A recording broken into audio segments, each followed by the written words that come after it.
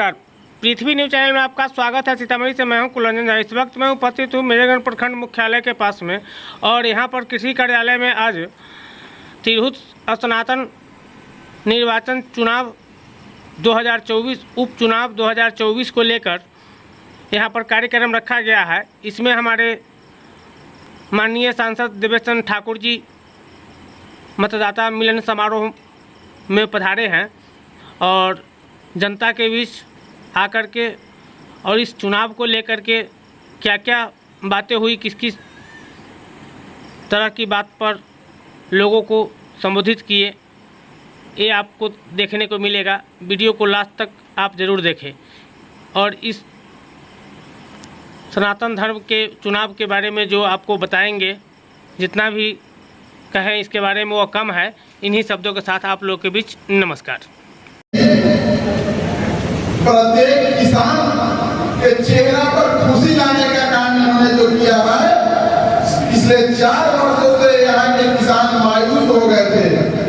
मैं भी एक किसान परिवार से आता हूँ, एक किसान हूँ। इन्होंने जो चेहरे पर सुकून लाने का काम किया है, रीगा चीनी मिल को चला करके और जानकी मंदिर के विस्तार के लिए, उसके लिए मैं इनका कोटि कोटि वंदन करता हूँ एवं अभिनंदन करता हूँ। बाबू जिंदाबाद जिंदाबाद जिंदाबाद। महाशय, एक निवेदन और मेरा भी है। आप पहले बिहार सरकार में आपका मंत्री थे, उसी समय से मेरे पिताजी पत्राचार करके प्रखंड अध्यक्ष हुआ करते थे। इस प्रखंड के जो मेरे यहाँ का ज्वलंत समस्या है, बागमती नदी में बांध था जो मात्र 2.5 किलोमीटर रह गया। अब आप ऊपर के सदन तक हम लोगों ने आपको पहुँचाने का काम किया है। अब हमारे इस समस्या को हम लोगों के बीच जो गंभीर रूप से ज्वलंत मुद्दा है, इसको उठा करके हम लोगों को इससे निजात दिलाने का कृपा करें। इसके लिए हम लोग बहुत बहुत आपके आभारी रहेंगे और इस प्रखंड को भी बाढ़ के समस्या से निजात मिल जाएगा। और दूसरा, बड़े सौभाग्य की बात है कि आज आपको इस प्रखंड परिसर में आने का मौका मिला। इस मेजरगंज ब्लॉक में बहुत पुराना प्रखंड कार्यालय, सह-अंचल कार्यालय जो काफी जीर्ण शीर्ण स्थिति में हो गया। महाशय, आपसे आग्रह होगा कि इस विषय पर भी ध्यान देते हुए नए ढंग का जो प्रखंड सह-अंचल कार्यालय आ रहा है, उसका निर्माण मेजरगंज प्रखंड में कराया जाए। इसी के साथ हम चाहेंगे कि हमारे लोकप्रिय सांसद महोदय हम लोगों को संबोधित करते हुए अपने आशीर्वचनों से हम लोगों का हौसला अफजाई करेंगे।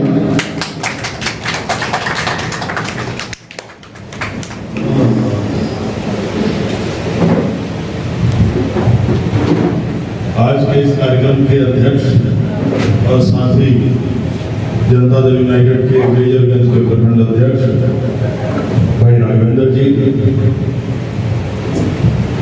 इनके पिताजी से ही मेरे बहुत करीबी रिश्ते थे, सब लोग जानते हैं, बहुत यानी बहुत करीब। यहाँ उपस्थित इस इलाके के नौजवान और लोकप्रिय विधायक, कर्मठ विधायक भाई अनिल राम जी, इंजीनियर अनिल राम जी, जनता दल यूनाइटेड के जिला अध्यक्ष भाई सत्येंद्र कुशवाहा जी, प्रमुख प्रतिनिधि भाई चंदन जी के भी पिताजी से हमारा बहुत करीबी संबंध था, जानते हैं। हमारे पहले चुनाव से सबसे कड़े समर्थक और साथी भाई राकेश सिंह जी प्रमुख रहे हुए हैं।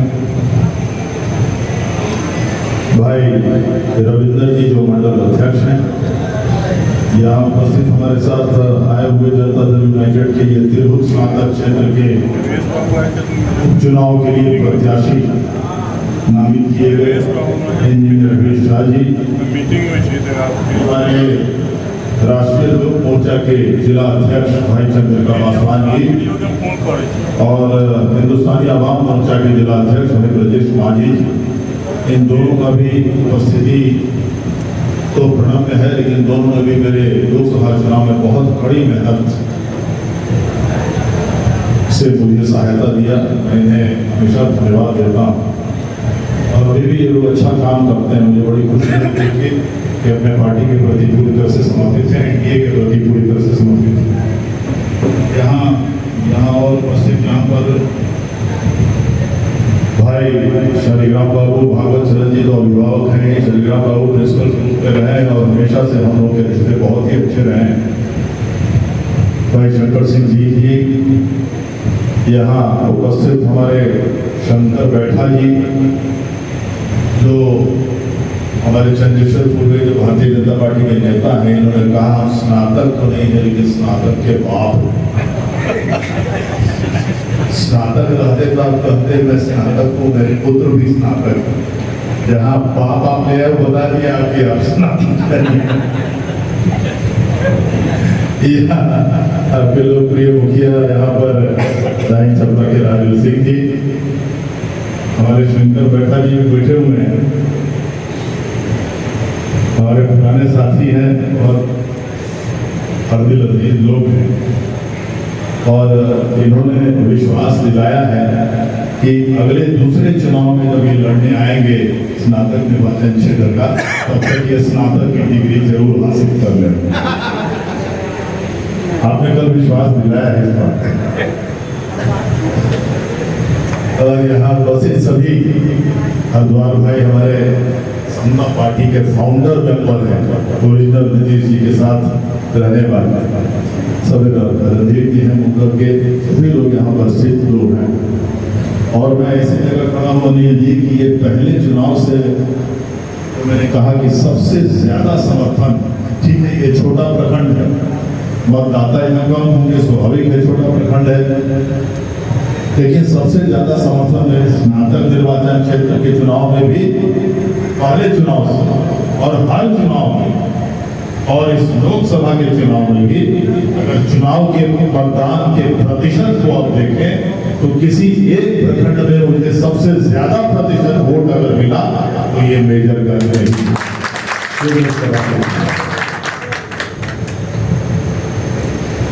वो चुनाव के बाद तो हम यहाँ आए ही थे, धन्यवाद और आभार प्रस्ताव के लिए यात्रा पर, और हमने बताया था कि किन हालात में, इतने मुश्किल हालात में आप लोगों ने हमको उस भवन, चुनावी भवन से निकालने का काम किया और मैं धन्यवाद देने आया।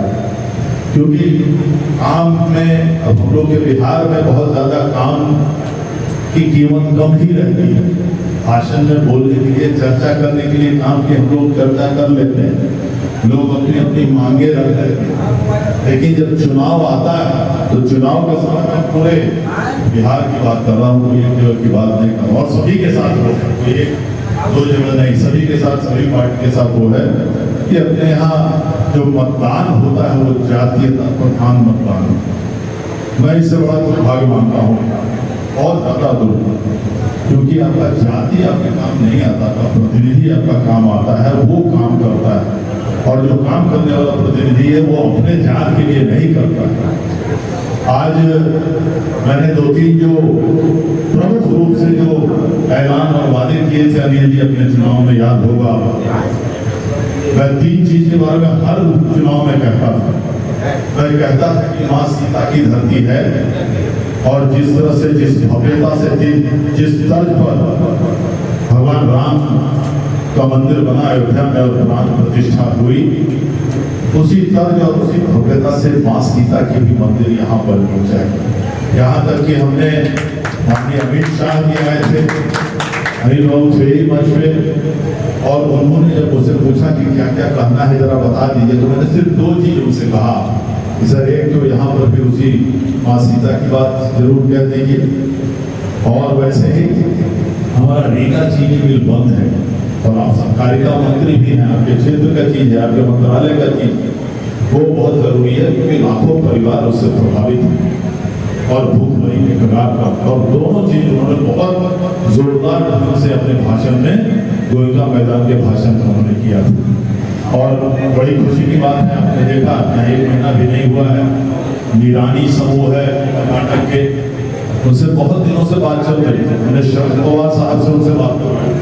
शरद पवार आप जानते हैं देश के नामी गिरानी नेता, 4-5 मुख्यमंत्री महाराष्ट्र के जैसे रहे, कम से कम 20-25 चीनी मिल के वो मालिक हैं कम से कम महाराष्ट्र में, और हर तरीके से बहुत परिपूर्ण है और इसकी ज्ञान रखते हैं। खेती कृषि के बारे में जितनी जानकारी उनको होगी बहुत कम नेताओं को हो, तो उनसे हमने बात कराया था। इसलिए उनसे हमने इनसे बात नहीं कराया था, हमने उनसे कहा था हमारे यहाँ चीनी मिल है, ऐसे ऐसे समस्या है।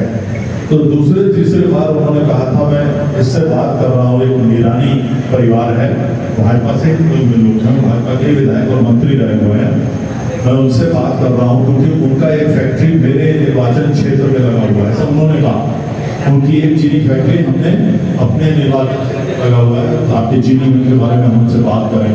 तो ये सिलसिला वहां से शुरू होती है 2-3 साल पहले से, और आज बड़ी खुशी की बात है, अभी आपने देखा वो मालिक आए थे, सीतामढ़ी आए, हमारे घर पर आए, पहले यहाँ आए, और अब ये NCLT में जो मामला था, जो कानूनी पेश में लगा हुआ था, वहाँ भी जो पैसा जमा करना था 200-300 करोड़ रुपया, वो उन्होंने जमा कर दिया है। अब ये बिल उनका हो गया ऐसा माना जा सकता है, और बहुत जल्दी उन्होंने खुद ऐलान किया कि दिसंबर-जनवरी में इस बिल को शुरू कर देंगे, चालू करना।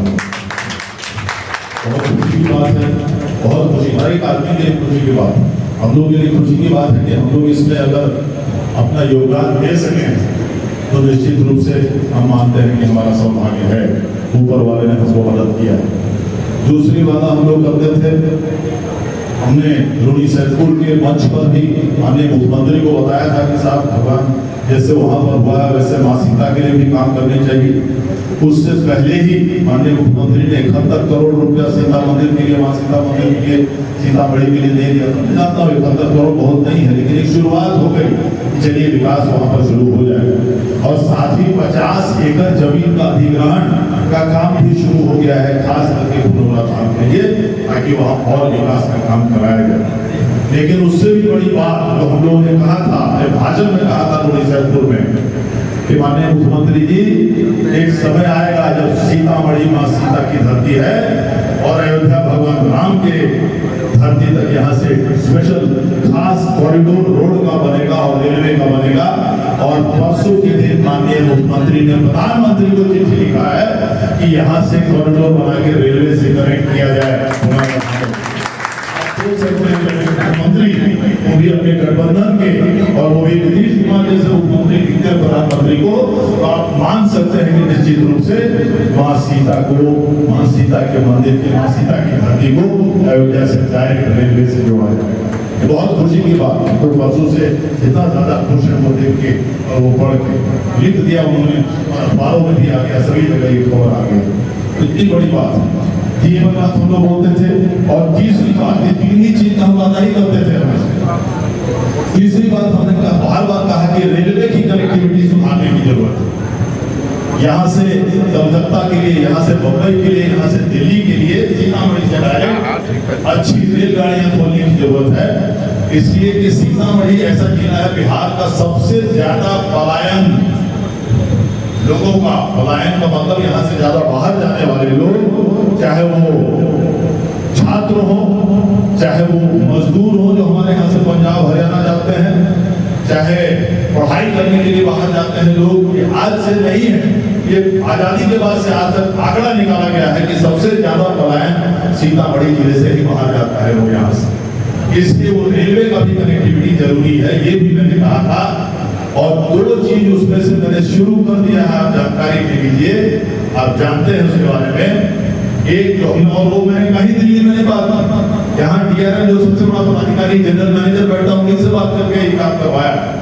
दो चीज शुरू हो गया, दरभंगा से सीतामढ़ी होते हुए पटना सुबह 4 बजे दरभंगा से ट्रेन छूट रही है डेली, सीतामढ़ी होते हुए 7 बजे पहुंचा देती है आपको पटना।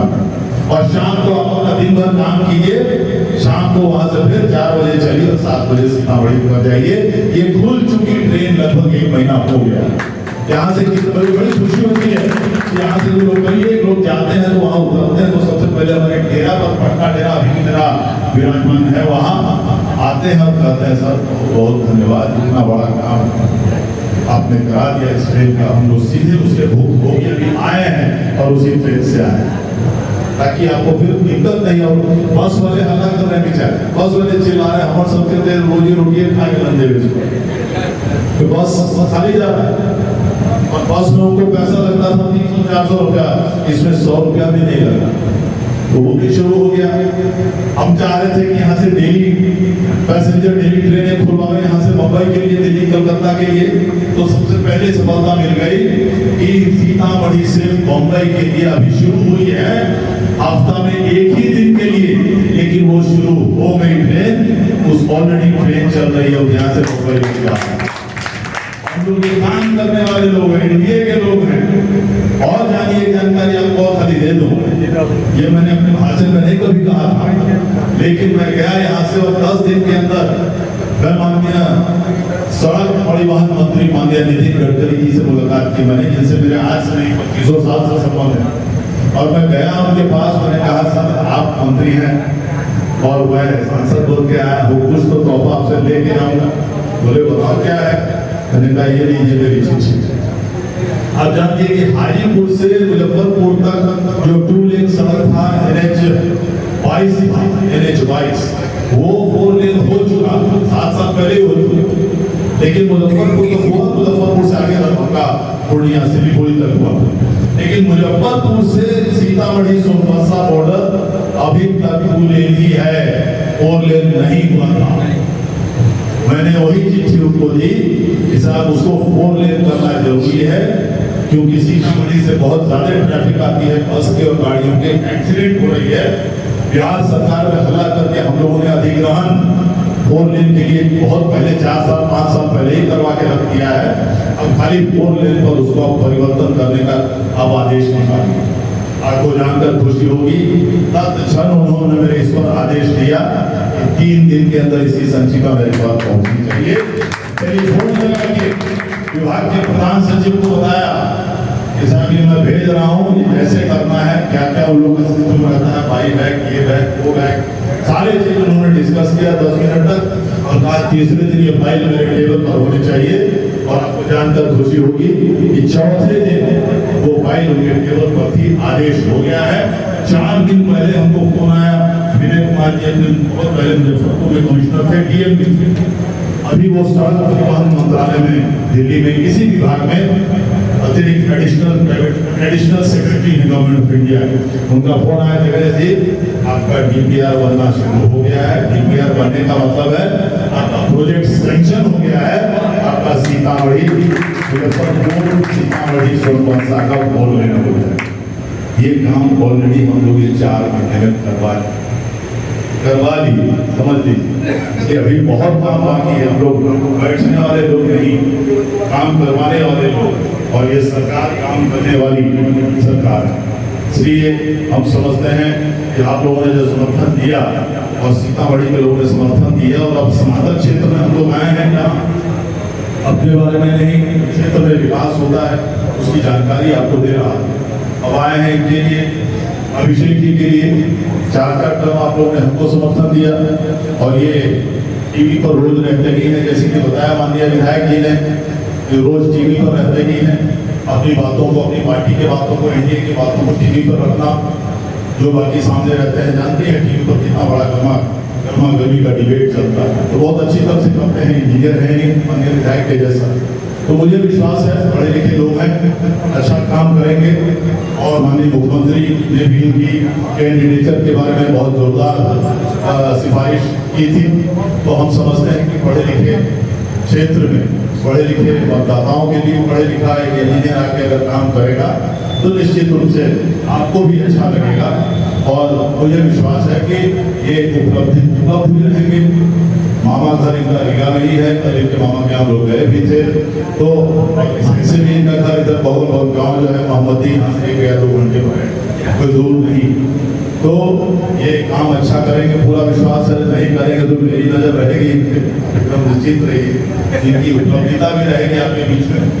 इसलिए और हर तरीके से आपको अच्छी तरीके से काम करके दिखाएंगे, मेरा पूरा विश्वास है।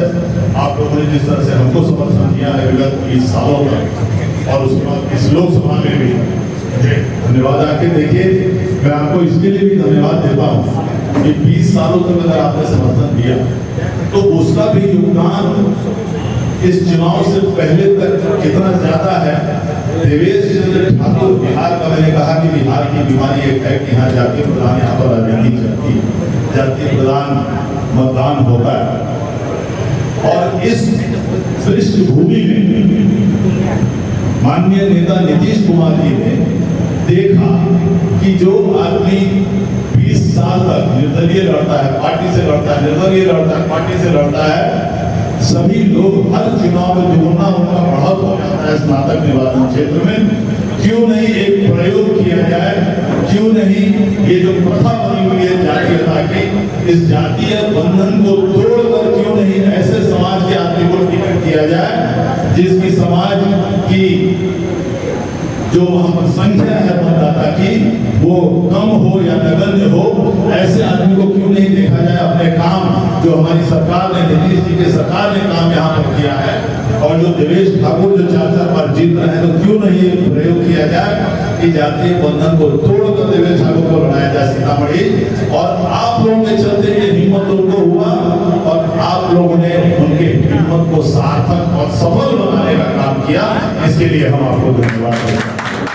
हकीकत है, हमारे समाज के आदमी को आजादी से आज तक किसी दल ने हिम्मत भी नहीं किया कभी लड़वाने का, या कभी नहीं। ये पहली बार हुआ और नतीजा आपके सामने। तो ये एक अच्छी शुरुआत है। काम के आधार पर आप लोगों को वोट देंगे तो आपको काम मिलेगा, उसका फायदा आपको। जात के आधार पर दीजिएगा तो जात मिलेगा, और कुछ नहीं, और कुछ नहीं। हकीकत यही। तो अब सब लोग उपस्थित हुए, अपना आशीर्वाद देने का आपने काम किया, आपने वादा किया। सारे नेता लोग हैं यहाँ, सभी सीनियर लोग भी हैं यहाँ, आप सबका आशीर्वाद मिलता रहे हमेशा के जैसा, मेरे जैसा, हमसे भी ज़्यादा। मुझे पूरा विश्वास है कि आपका मिलेगा। हम लोग आते ही रहेंगे, आते ही रहते हैं, हमेशा रहें।